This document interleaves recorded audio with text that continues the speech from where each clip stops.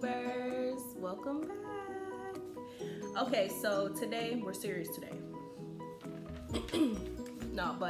Today I do want to talk about something very serious and something that hits home not only for me, but I know millions and billions of people out there.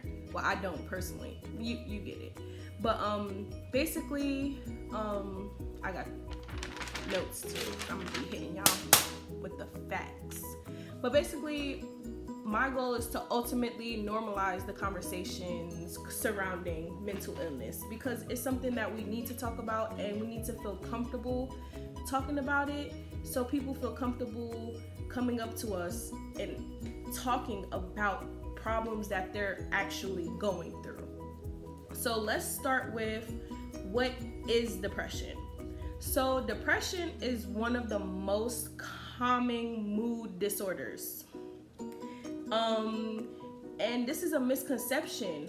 People think that depression is just about being sad, but depression is about more than being sad, because depression changes you as a person. It changes the way you think, the way you feel, the way you act, everything.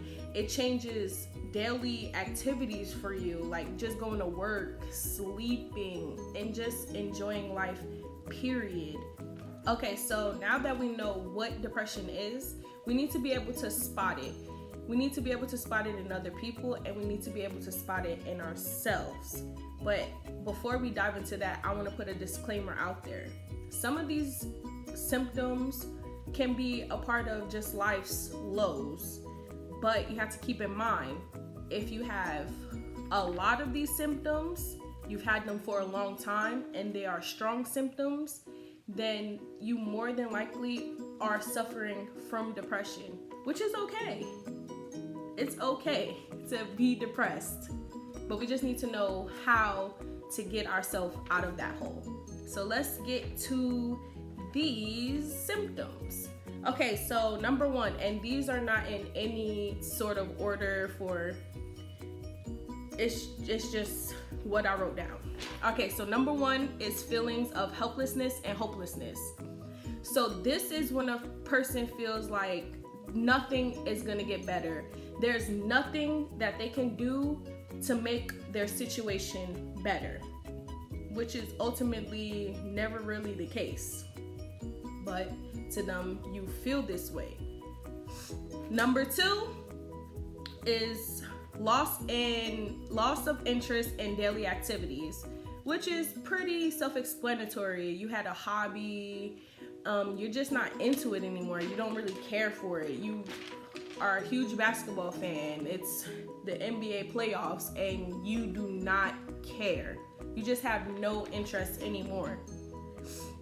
Number three is appetite or weight changes. So this goes for losing a significant amount of weight and also gaining a significant amount of weight within a month. I think it was like a 5% increase or decrease in your weight.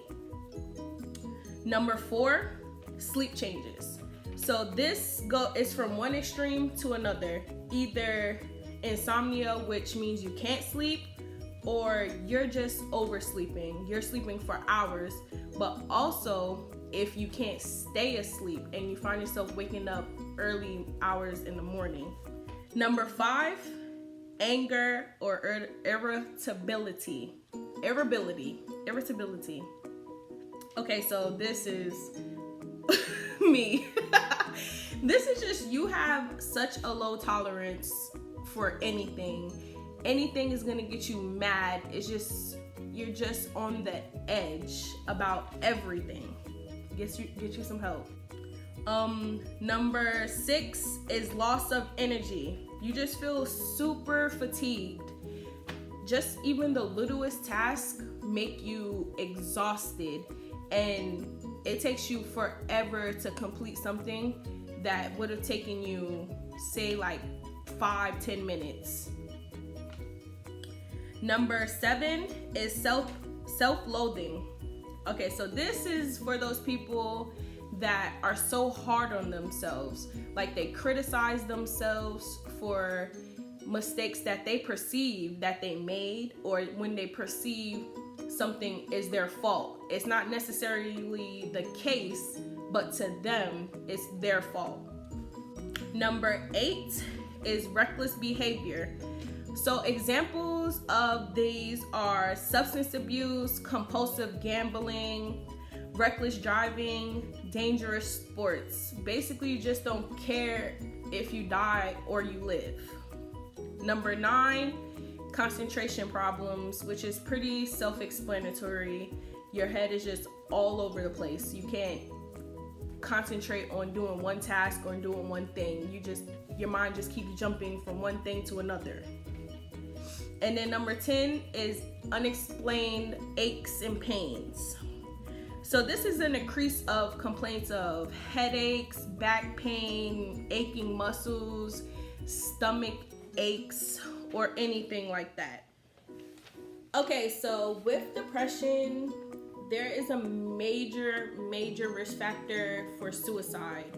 With the feelings of deep despair and hopelessness, sometimes suicide can feel like your only way out.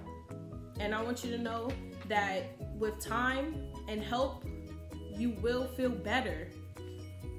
And there are people in your life, despite how you may feel or think, that genuinely want to be there during difficult times of your life.